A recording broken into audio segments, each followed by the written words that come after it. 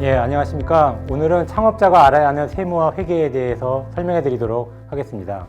예, 저는 안세회계법인에 재직하고 있는 공인회계사 홍희빈입니다. 저는 이제 중소기업부 관련 정부지원금 회계감사를 수행하고 있고요.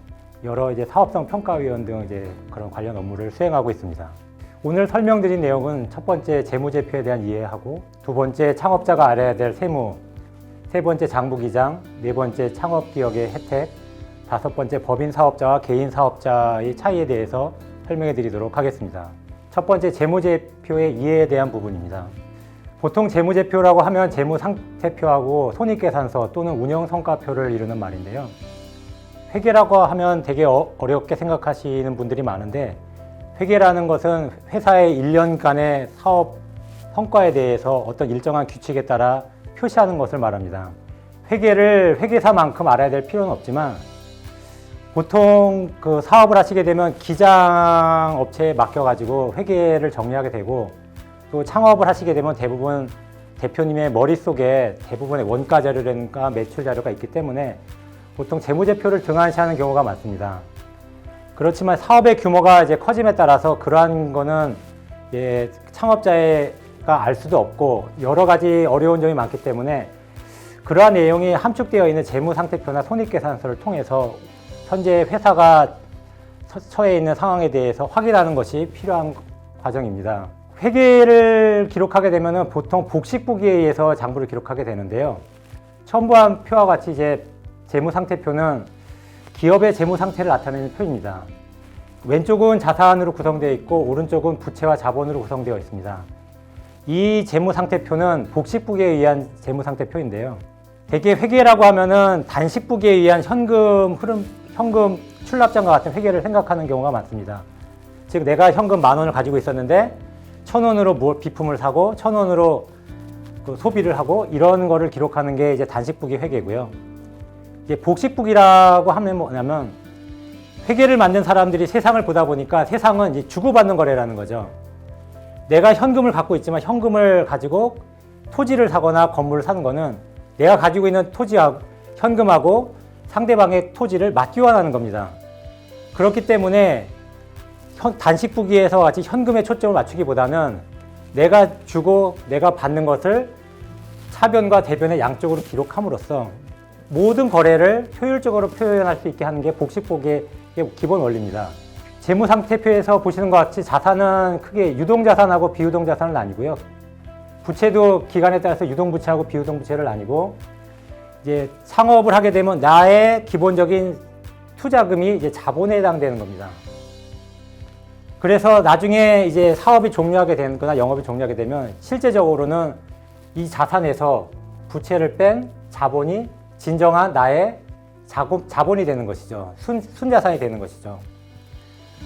또한 유동자산은 당좌자산하고 재고자산을 나뉘고요. 그 다음에 뭐 비유동자산은 유형자산하고 무형자산을 나뉘는데, 기본적으로 자산은 자금의 현재 상태를 나타내고 이제 오른쪽에 있는 부채와 자본은 자금의 조달 상태를 나타냅니다. 이거를 처음에 보면 용어가 어려워서 되게 이해하기가 힘든데, 쉽게 생각을 해보시면 이거죠. 내가 집이 5억짜리 집이 있는데 3억은 은행을 통한 부채를 통해서 조달을 했고, 나머지 2억은 내가 갖고 있는 자금을 통해서 집을 산 거죠. 그래서 차변에 있는 자산은 집이라는 5억을 나타내는 거고, 대변에 있는 부채는 은행 등이나 개인으로 빌린 3억의 부채를 나타내고, 내가 가지고 있는 돈 2억의 자본을 나타내게 됩니다. 보통 이제 재무제표를 이해하게 되는 순간이 창업을 하시게 되거나 아니면은 주식을 하시게 되는 경우에 처음에 이해가 이제 쉽게 되는데요. 주식을 하게 되거나 뭐 창업을 하게 되면 가장 먼저 보는 게 부채 비율인데, 맨 밑에. 부채 비율이라는 거는 표에 있는 것처럼 부채를 자본으로 나눈 거입니다. 화면에 보이는 재무상태표에서 부채는 300원이고 자본은 200원이기 때문에 이 부채 비율은 150%가 되는 겁니다. 만일 부채 비율이 100%라고 하는 거는 부채와 자본이 같다는 걸 의미하는 거죠. 창업을 해서 정부 지원금을 받다 보면 보통 이제 부채 비율을 이제 중요시 생각하는데요. 가끔 문의가 오는 게 이런 거죠. 내가 그 건물을 담보로 대출을 했다. 그런데 그 부채비에 어떤 영향이 있냐라고 질문이 오는 경우가 있는데요. 그런 경우는 이제 건물을 담보로 부채를 그러니까 차입을 했기 때문에 자산에는 변화가 없지만 부채가 증가하게 돼서 부채 비율은 높아지죠. 부채가 많아졌으니까 자본은 변동이 없이.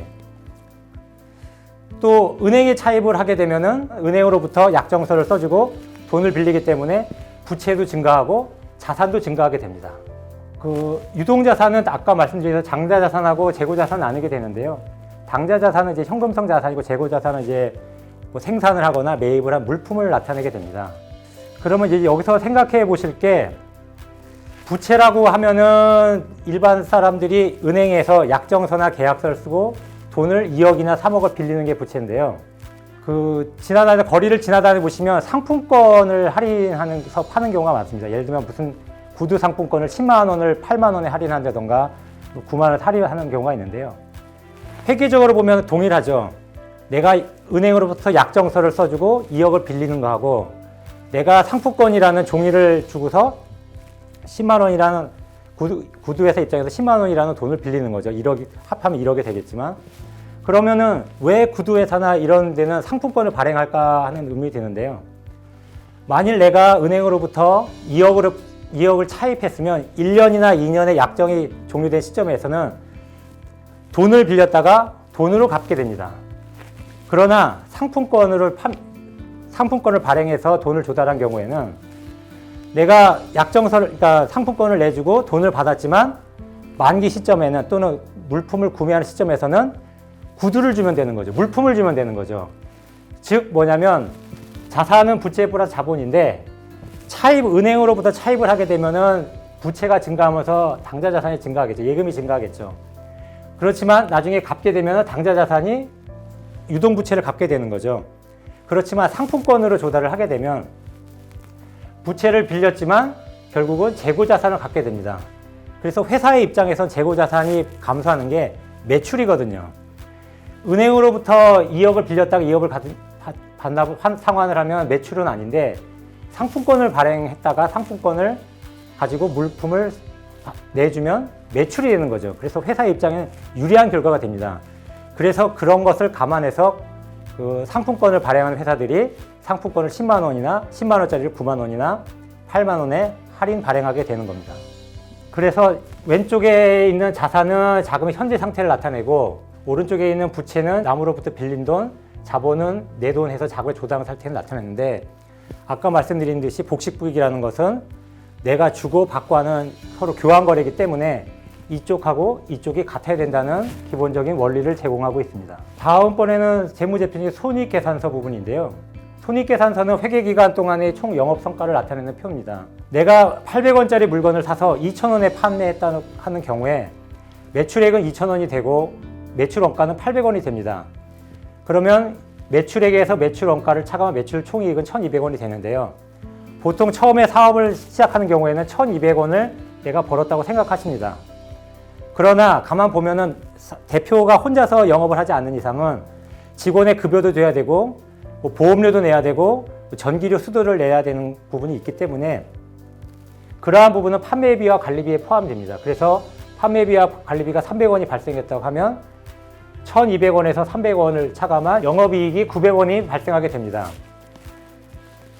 그래서 영업이익률을 구하라, 창업하는 경우에 정부 지원금을 쓰는 경우에 영업이익률은 영업이익을 매출액으로 나눈 45%가 나오게 됩니다. 이 표에 의하면.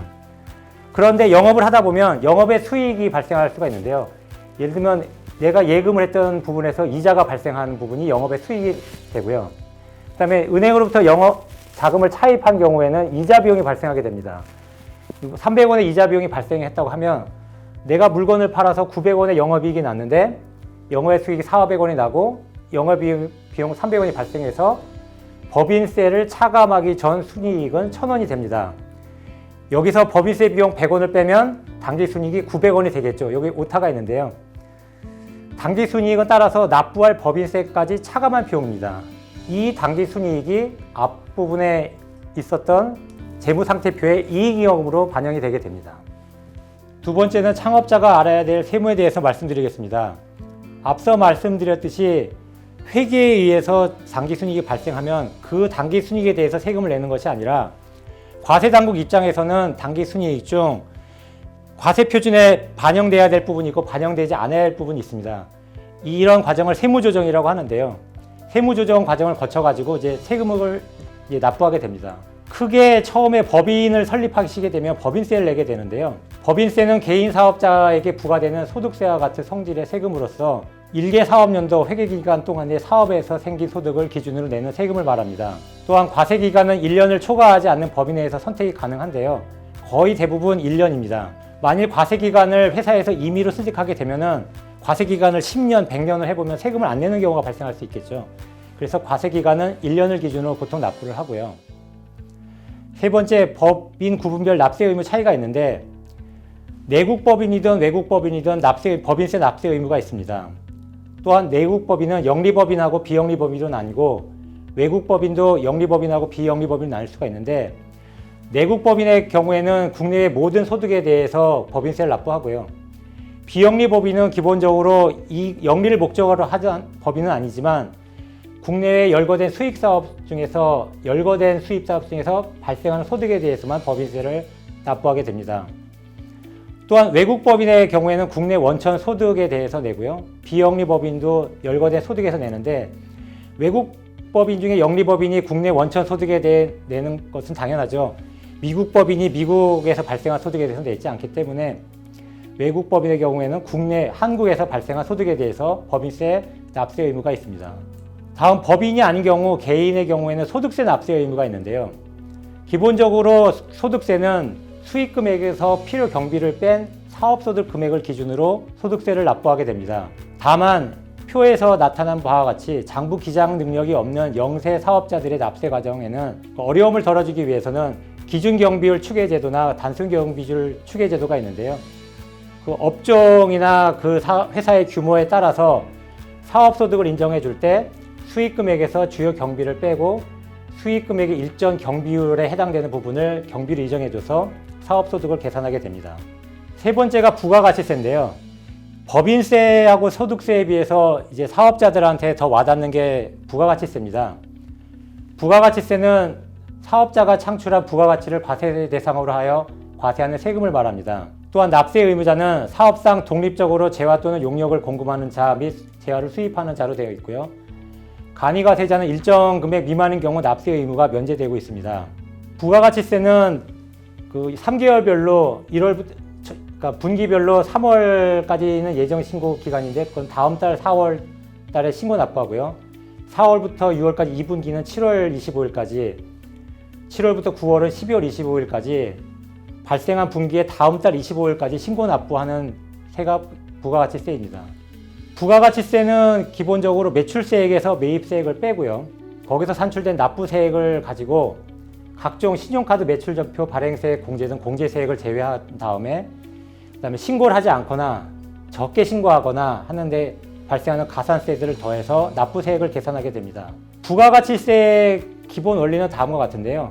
예를 들어서 사업자 A, B, C가 소비자한테 물건을 판매하는 경우에 A가 0원에 사서 1,000원에 팔고 그래서 부가세는 10%에는 100원이 발생하고 B는 1,000원에 사서 1,500원에 팔고 C는 1,500원에 사서 1,800원에 소비자에게 판매하는 경우 우리나라 부가세는 전단계 세액공제법이라는 걸 하는데요. 원래 부가가치세라고 하면은 어떤 용역이나 재화를 공급했을 때 부가가치에 대해서만 세금을 내는 게 맞습니다. 그렇지만 부가가치라는 게 계산하기 어렵고 어디서 어디부터 잘라야 되는지를 명확하지가 않기 때문에 우리나라 세금은 뭐냐면 매출에서 매입세액을 뺀 금액을 부가가치세로 신고 납부하는 거죠. 즉 A는 1,000원의 10%인 100원에서 0원을 뺀 100원을 납부하게 되고요. B는 150원에서 100원을 뺀 50원을 납부하고 C는 여기에 10%인 180원에서 150원인 30원을 납부합니다. 그러면 A, B, C 세 사업자는 100원, 150원, 30원을 납부하니까 총 180원을 납부하게 됩니다. C는 소비자한테 1,800원어치를 10% 부가가치세를 포함해서 1,980원에 팔았기 때문에 사실상 이 180원을 부담하는 자는 소비자입니다. 그렇지만 이 180원은 A가 그 중에 100원을 내고 B가 50원을 내고 C가 30원을 냈기 때문에 소비자가 부담하는 180원을 나눠서 부과하는 거죠. 모든 사람한테 신고 의무를 줌으로써 부가가치가 원천적으로 누락될 위험을 방지하는 겁니다. B의 입장에서는 부가가치를 줄이고자 하면은 1,500원의 10%인 150원에서 100원을 뺀 금액을 납부하므로 매출세액을 줄이면 줄일수록 부가가치 세금이 줄겠죠. 그러면 B의 입장에서는 판매한 금액의 세금 계산서를 C하고 수치하려고 하지 않을 겁니다. 그러나 C의 입장에서는 1,800원의 물건을 소비자한테 팔고 1,500원을 공제를 받기 때문에 열심히 B로부터 세금 계산서를 수취하려고 할 겁니다. 따라서 B하고 C 간의 세금 계산서는 분명히 발행하게 될 거고, 그러기 때문에 부가가치세 구조에서 가장 중요한 것이 세금 계산서의 수수입니다. 그 다음으로 사업을 하는 경우에 맞이하는 세금이 원천징수 세도인데요.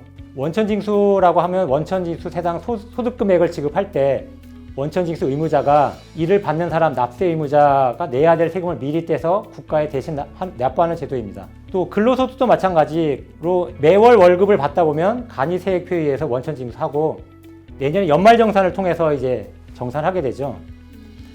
그 다음에 퇴직, 이자, 배당, 기타 사업소득도 원천징수를 하게 됩니다.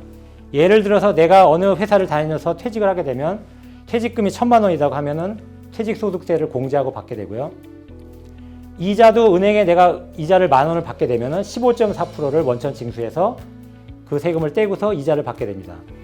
주식을 하셔도 배당을 받아도 거기 소득을 떼고 기타나 사업소득에 대해서 원천 징수를 하게 됩니다. 보통 처음에 정부 지원금을 받게 되면 멘토링비에 대해서 기타 소득을 원천 징수하게 되는데요.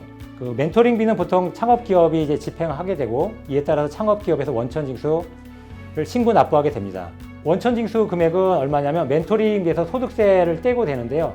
19년 이후에는 세전금액에서 8.8%를 떼고 지급하게 됩니다. 멘토에게. 그럼 8.8%가 어떻게 나왔냐면 기타 소득은 기본적으로 소득금액의 22%를 신고 납부하게 되는데요. 기타 소득 총 지급에서 필요 경비를 60%까지 인정해 주는 거죠. 즉 10만 원에 그러니까 20만 원의 멘토링비를 지급하게 되면 아니면 무슨 수당을 지급하게 되면 그 20만 원 중에 60%까지는 이 일을 하면서 경비로 지급되었을 가능성이 높다고 인정을 해줘서 1원이라고 하면 60%만큼을 공제를 하고 그 금액의 22%를 원천징수하게 됩니다. 그래서 40% 곱하기 22%가 돼서 8.8%가 원천징수하고 납부하게 됩니다. 예전에는 4.4%였는데요.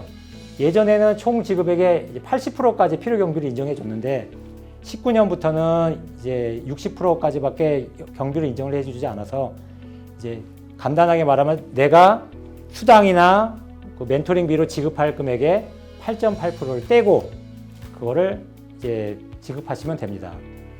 보통 멘토링 관련해서 기타 소득이 많이 발생하는데 보통 멘토링 보고서하고 송금 내역, 지급 명세서, 원천징수 영수증 같은 것을 구비하시면 됩니다.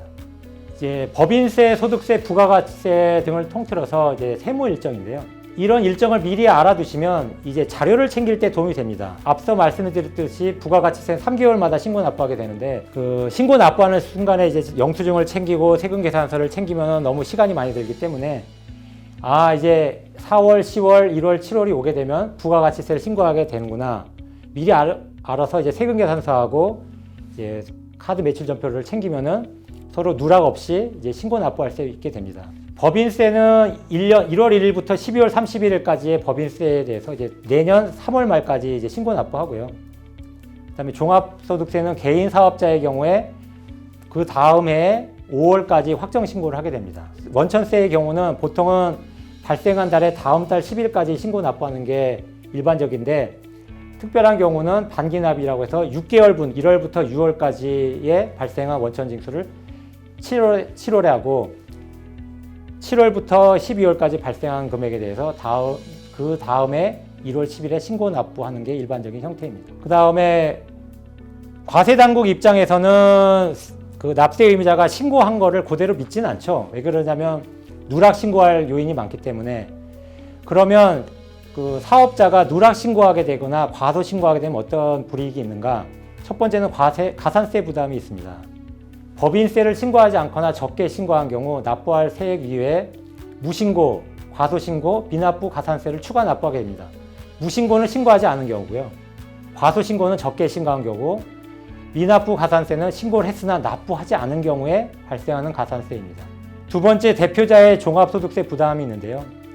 법인이 소득을 누락시키면 이제 가져간 사람의 소득으로 처분하게 되는데 주주가 가져갔으면 배당금이 되는 거고요. 그 다음에 직원이 가져가게 되면 상여급으로 처리하게 됩니다. 다만 누가 가져갔는지 확실하지 않다고 하면 그 대표자가 상여로 가져갔다고 판단을 해서 대표자에게 상여 처분하는 경우가 있습니다. 그 세 번째, 세무조사 대상으로 선정되는 경우가 있는데요.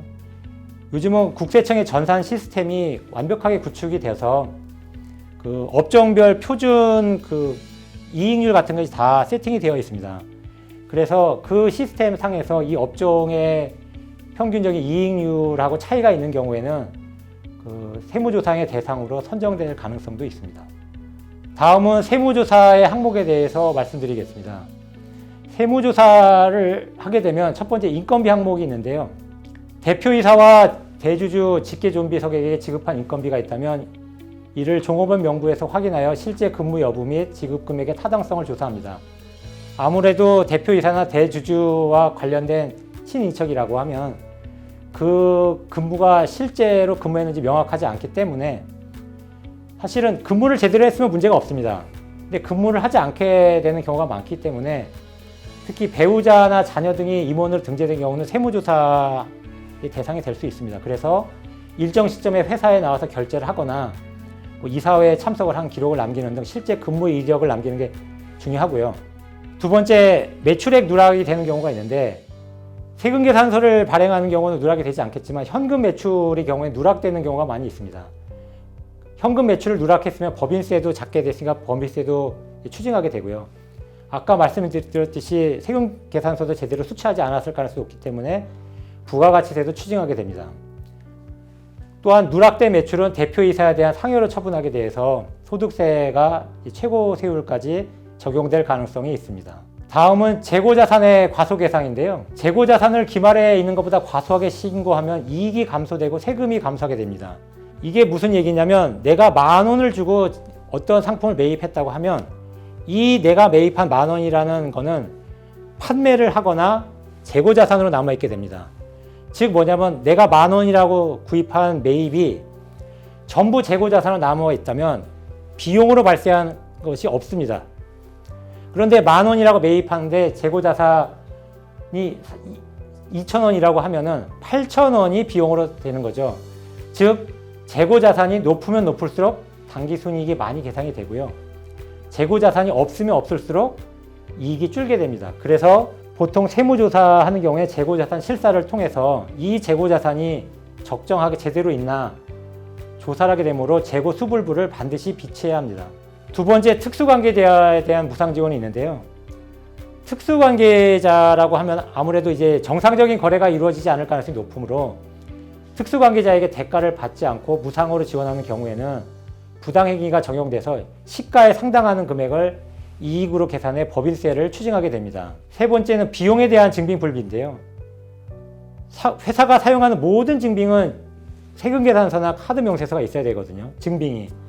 근데 비용에 대한 증빙이 없거나 허위 증빙이 구비되어 있는 경우에 세금을 추징하고요. 또 증빙을 못 받은 사유가 정당하다고 하면 이 비용을 향후 증빙으로 소명할 수 있는 근거를 충분히 마련해 주시는 게 좋을 것 같습니다. 그 다음에 지출증빙의 보관인데요. 법인의 모든 지출은 세금계산서, 계산서, 신용카드 매출전표, 현금 영수증을 수취하셔야 됩니다. 또 지출증빙의 보관은 세법상 이제 소멸시효가 5년이기 때문에 최소한 5년은 보관하시는데 보통은 자신 있으신 경우에는 5년 이상 보관을 하시고요. 그렇지 않은 경우에는 최소 5년까지는 꼭 보관하셔야 된다는 점을 명심하셔야 될 것 같습니다. 전자세금계산서 발급제도가 있습니다. 사업 규모와 관계없이 모든 법인 사업자와 직전 사업연도 공급가액 합계액이 3억 원 이상인 개인 사업자는 의무적으로 전자세금계산서를 발급해야 됩니다. 예전에는 종이 세금계산서라고 해서 이게 손으로 적어가지고 그 세금계산서를 발행한 경우가 있었는데 현 시점에서는 법인 사업자와 3억 이상 개인 사업자는 종이 세금계산서를 발행하면 그거는 그냥 A4 용지에 써준 거랑 똑같은 효과가 있기 때문에 증빙으로 인정을 받을 수가 없습니다. 그래서 꼭 전자세금계산서를 발행해야 된다는 것을 알아주시면 좋을 것 같습니다. 그 다음에 전자세금계산서를 만일 그래도 발급하지 않는 경우에는 미발급이나 지연발급, 말씀드렸듯이 종이세금계산서를 발급하게 되면은 일정 규모의 가산세를 이제 납부할 가능성이 있습니다. 다음은 장부기장에 대해서 말씀드리도록 하겠습니다. 사업자는 사업과 관련된 모든 거래 사실을 복식부기 또는 간편장부에 의해서 기록 비치하고 증빙 서류를 5년간 보관해야 되는데요. 복식부기 의무자의 경우에는 회계 사건에 대하여 대차 원리에 따라서 자산부채의 변동, 수익 비용의 발생으로 표시하여 회계 장부를 작성해야 되고요. 대상자는 모든 법인 사업자, 직전 연도 수익 금액이 일정 기준 이상인 자, 전문직 종사자 등이 해당이 됩니다. 반면 과세당국에서 영세하다고 판단하는 대상자는 간편장부 대상자인데 국세청이 고시한 간편장부 서식을 작성할 의무가 있고요. 보통은 신규 개인 사업자나 직전 연도 수익 금액이 기준 금액 미만인 자, 단 전문직은 제외합니다.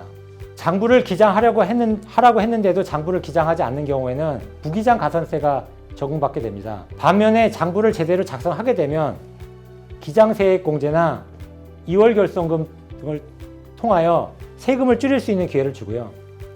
장부를 작성하지 않은 경우에는 무기장 가산세를 납부하게 됩니다. 즉, 이 내용은 장부를 작성하라는 얘기죠. 네. 다음은 창업기업의 혜택에 대해서 설명드리도록 하겠습니다. 보통 창업이라고 하면 세법상 창업하고는 조금 다른 측면이 있는데요. 세법에서는 기존에 영위하고 있지 않던 사업을 개시하는 것만 창업을 인정해주고 있습니다. 즉 무엇이냐? 종전 사업을 승계하는 경우, 합병, 분할, 사업 양수 등을 통해서 종전에 행하던 사업을 승계하거나 개인 사업자가 법인으로 전환하는 경우는 세법상 창업으로 인정받지 않습니다. 또한 폐업 후 다시 폐업 전에 사업을 개시하거나 기존의 사업을 하면서 다른 업종을 추구하는 경우에는 세법상 창업으로 인정받지 않습니다. 만일 세 번째와 같이 폐업 후 폐업 전에 사업을 다시 개시하는 것을 세법상 창업으로 인정받는다면 사업자는 매년 폐업을 하고 다시 개업을 하겠죠. 그래서 세법상 창업에 대한 혜택을 받을 수 있기 때문에 폐업 후 다시 폐업 전 사업을 개시하거나 이와 같은 경우에는 세법상 창업으로 인정을 받을 수가 없습니다. 또 중소기업에 대해서 주어지는 조세 지원이 상당히 많은데요. 중소기업이 기계장치 등에 대한 투자하는 경우, 벤처기업을 인정받는 경우, 중소기업에 대한 특별세액 감면, 수도권 과밀 억제구역, 공장 이전 시 세역 감면, 그다음에 기타 최저한세나 접대비 양도소득세 등에서 중소기업에 한해서 조세 지원을 받는 경우가 많습니다. 이러한 경우에 나의 사업이 어디에 해당돼서 세액 감면이나 공제를 받을 수 있는가 하는 것은 전문가에게 한번 상담을 해서 내가 해당되는 사업 분야에서 세액 감면 공제를 받을 수 있는지 한번 상의를 해보시는 게 좋을 것 같습니다. 네, 마지막으로 이제 법인 사업자와 개인 사업자의 차이에 대해서 설명드리겠는데요. 우선 이제 법인 사업자하고 개인 사업자 공통으로 이제 직원을 고용하게 해서 사업을 영위하게 되는데, 현재는 국가 데이터베이스 시스템이 구축이 완료되어 가지고 4대 보험공단과 국세청 신고 자료를 서로 비교를 합니다. 그래서 신고 자료가 다르거나 비정규직의 근무 기록이 중복 신고 되는 경우에는 즉각에 포착이 되기 때문에 세무조사나 과태료 등의 불이익을 받을 수가 있습니다. 직원이 있는 경우 4대 보험을 가입하게 되는데요. 4대 보험을 가입하게 되는 경우 장단점이 있을 수 있습니다. 장점은 아무래도 인건비 등이 경비로 인정을 받거든요. 4대 보험을 신고한 인건비는 전액 경비로 인정받기 때문에 그 부분에 대해서는 아무래도 세금이 줄어드는 측면이 있습니다. 또한 근로자에 대한 비용 및 사업자의 비용도 적절히 복리후생비로 지출이 가능하는데요. 예를 들면 교통비나 통신비 이런 경우도 비용으로 인정이 받기 때문에 아무래도 세금을 줄일 수 있는 요인이 되고요. 다만 단점은 아무래도 4대 보험에 가입했기 때문에 보험료를 낼 수밖에 없어 보험료 부담이 발생합니다. 또한 지급하는 급여의 일정 비율을 보험료로서 사업자가 부담해야 되는데요. 보통 직원에게 지급하는 금액에 사업자는 10% 정도 부담하고요. 직원도 총급여액의 일정 비율을 보험료로 납부하는데 보통 9% 정도 이제 원천징수해서 납부를 하게 됩니다. 그렇다면 사대보험료를 납부하는 게 아까워서 이제 비정규직이나 아르바이트를 활용하는 경우가 있는데요. 이제 비정규직이나 아르바이트를 이제 활용하게 되면 사대보험료는 내지 않기 때문에 보험료를 부담하지 않고 인건비를 등의 경비를 인정받을 수가 있습니다. 다만 이분들이 비정규직이나 아르바이트이기 때문에 수시로 이제 직원이 교체되는 문제점이 있겠죠. 물론 뭐 비용 측면에서는 유리한 점이 있을 수도 있지만 아무래도 직원이 자주 이제 변동이 되면은 영업 활동의 문제에서도 이제 문제가 될 수 있기 때문에 해당하는 업종의 성격에 따라서 직원을 사대보험 가입자로 해야 될지 아니면 비정규직으로 써야 할지는 한번 판단해 보시는 게 좋을 것 같습니다. 다음에 이제 개인 기업하고 이제 법인 기업의 차이가 나오는데요. 개인 기업이나 이제 법인 기업은 동일하게 사업자 등록을 세무서 하게 됩니다. 다만 법인 기업은 법인이기 때문에 대표자하고 다른 인격체이기 때문에 법인 등기부 등본을 발급받아야 된다는 차이가 있고요. 개인 기업의 경우에는 책임은 개인 기업은 바로 대표자 본인이기 때문에 그 개인 기업에서 발생하는 모든 책임은 대표자의 책임입니다. 다만 법인 기업은 법인격이 다른 주체이기 때문에 대표자 회사가 다른 주체이기 때문에 유한 책임을 지고요. 다만 과점주주는 2차 납세 의무가 있습니다. 또한 개인 기업은 대표이사가 개인 기업 그 자체이기 때문에 경비 처리가 급여가 경비 처리가 되지 않고요. 법인 기업은 대표이사 급여가 경비 처리가 가능합니다. 또한 퇴직금의 경우에서도 개인 기업은 대표이사 급여가 없으니까 퇴직금도 없고요. 물론 법인 기업도 퇴직금의 규정에 따라서 지급을 하지만 세법상 한도가 있습니다. 무한하게 지급할 수가 있는 경우가 아니거든요. 또한 영업을 해서 이익이익이 발생되는 경우에 개인 기업의 경우에는 자유롭게 활동할 수 있지만 법인 기업은 이제 배당을 받던가 이제 그런 방법으로 이익이익을 이제 지급받을 수밖에 없고요. 개인 기업은 아무래도 내 통장 있고 회사 통장이기 때문에 자금 사용이 용이하고 단 법인 기업은 회사 통장에 있는 금액을 내 개인 통장으로 옮기면은 횡령 등의 문제가 발생할 수가 있거든요. 가지급금이나 그래서 제한이 많이 따르게 됩니다. 또한 개인 기업은 그 매출이 누락한 경우에 누락된 부분만 합산하여 종합소득세를 신고하면 되는데요. 법인 기업의 경우에는 매출이 누락이 발생하여 누락된 경우에는 당연히 수정신고는 해야 되고요. 그 매출이 누락한 부분에 대해서는 앞서 말씀드렸듯이 대표이사가 가져갔다고 판단을 해요. 대표이사의 상여금으로 처분을 하게 됩니다. 그래서 개인 기업은 작은 회사한테 유리하고요.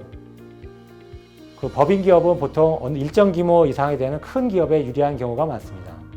자, 법인 사업자의 장단점이 있는데요. 법인 사업자는 상대적으로 세율이 낮습니다. 10%, 20%를 적용받는데요. 보통 법인 사업자고 개인 사업자가 전환되는 시점이 뭐냐면 개인 사업자는 개인 소득세를 납부하게 되고 법인 사업자는 법인세를 납부하게 되는데 둘 사이에 방정식을 푸는 거죠. 그래서 개인 사업자로 했을 때 초반에는 매출이 작기 때문에 납부할 세율금이 작지만 어느 규모가 넘어가면은 법인 사업자가 세율이 더 낮기 때문에 대표들이 개인 사업에서 법인으로 전환을 하게 됩니다. 그런데 여기서 조심해야 될 건 뭐냐면 내가 처음에 사업을 시작을 했을 때 처음에 개인 사업자로 시작을 했지만 영업이 잘 돼서 법인으로 갔는데 어느 순간에 뭐 법인의 이익이 줄어드는 거죠. 그래서 다시 법인 사업자에서 개인 사업자로 전환하려는 유인이 발생하게 됩니다. 그렇게 되면은 1년도는 개인 사업자, 그 다음에 법인 사업자, 그 다음에 개인 사업자 이렇게 수시로 왔다 갔다 하면은 당연히 과세당국 입장에선 이거를 포착을 하죠. 그러면 세무조사 등의 이제 문제가 발생하고 있기 때문에 내가 지속적으로 매출이 증가하는 경우에 법인 사업자 전환하시는 게 맞는 것 같고요. 또 법인 사업자라고 해서 매출이 줄어든다고 해서 개인 사업자로 전환하는 것은 문제가 있습니다. 또한 법인 사업자로 되게 되면은 어떤 장점이 있냐면 아무래도 재무제표를 표준 재무제표를 작성하게 되다 보니까 그 은행이나 이런 데서 차입을 하게 되는 데에서 이제 공신력이 높을 수밖에 없고요. 그다음에는 이제 기업의 계속성이 유지가 되죠. 그러니까 개인은 대표자가 개인 사업자이기 때문에 대표가 바뀌게 되면 사실은 사업체가 이제 종료가 되는 개념이지만 법인 사업자는 대표자는 바뀌어도 법인은 존속하게 됩니다. 또한 자금 조달이 이제 다양화되는 측면이 있고요. 법인 사업자의 단점은 다만 이제 법인과 개인을 따로 관리해야 된다는 문제가 있고, 이제 법인 사업자가 되면은 문제는 뭐냐면 처음에 개인 사업자는 매출이 발생하게 되면 일정 부분을 내가 이익금을 가져가게 되지만 법인으로 전환하게 되면 일단 내가 영업을 활동해서 번 수익의 일부를 법인세를 내고요. 법인에서 나에게 급여를 준 데에 대해서 다시 한번 소득세를 내게 됩니다. 그래서 세금을 조금 더 많이 부담해야 되는 것 같다는 이제 그런 문제가 있을 수가 있고요. 그다음에 부가가치세나 그리고 법인의 자금을 유용하는 경우에 가지급금상의 문제가 발생할 수가 있습니다. 그 회계는 일정 수준의 규칙에 의해서 이제 그 재무제표를 작성하게 되는데 앞서 말씀드렸듯이 그 회계사만큼 회계를 아실 필요는 없습니다. 다만 뭐냐면 그 재무제표가 의미하는 거를 경영자가 알아야 된다는 거죠. 이 재무제표를 보고 이 재무제표가 의미하는 게 뭔지 그거를 알려주지가 않습니다. 예를 들어서 그 예전에 뉴스에 나온 게 그런 경우가 있는데요. 그러니까 앞서 이제 재무제표 부분에서 설명이 있었으면 더 좋았을 것 같은데 보통 이제 내가 물건을 팔게 되면 1,000만 원이라는 이제 매출 채권이 발생을 하게 되죠. 그러면 이게 회수가 되면 문제가 없는데 이제 보통 저쪽 상대방 거래처가 이제 부도가 나거나 아니면 그 대금을 잘 안 주거나 하면은 대손 충당금이라고 이제 해서 이제 재무제표에 표시하는 경우가 많습니다. 근데 예전에 어떤 기사가 있었냐면은 그 회사가 부도가 나서 망했는데 질문하신 분이 대손 충당금이 많은데 왜 회사가 부도가 났냐라는 질문하신 적이 있습니다. 사실은 대손 충당금이 많기 때문에 부도가 난 거죠. 즉 뭐냐면 재무제표를 제대로 표시만 하게 되면 대표이사가 재무제표만 보고도 우리 회사의 영업 상태를 알 수 있게 되는 겁니다. 그러나 그 재무제표를 보고도 내가 이해를 하지 못한다면 우리 회사가 어떻게 굴러가는지 알 수 없기 때문에 최소한 이 재무제표가 의미하는 게 뭔지, 아까 부채 비율이 뭔지 그 정도만 이해하시는 걸로만 해도 앞으로 내가 1년이 지난 시점에 상환할 부채가 얼마가 있구나, 들어올 돈이 얼마가 있구나라는 걸 보여주기 때문에 그 재무제표의 자산, 부채, 자본 이 수준까지는 아니더라도 여기에 유동자산, 유동부채 이게 무엇을 의미하는지만 이해만 하셔도 영업을 하시는데 도움이 많이 되실 것 같습니다. 그 회계하고 세무는 어려운 점이 많습니다. 중요한 거는 관련된 부분을 이제 전문가하고 상의하시는 게 좋을 것 같고요. 만일 그 전문가가 상담을 하시게 될 때도 그 전문가들도 이제 상대하는 거래처가 많다 보니까 회사의 모든 그 문제를 다 짚어주지는 않습니다. 그래서 그 대표 사업을 하시게 되면 대표자께서 그 우리 회사의 그 내용을 충분히 파악을 해서 그 전문가와 상담을 하시면 훨씬 사업을 하시는데 도움이 많이 되실 것 같습니다. 추가적으로 궁금한 점이 있거나 질문하실 게 있으면은 메일이나 문자를 통해서 연락을 주시면 성실히 답변해 드리도록 하겠습니다. 네, 감사합니다.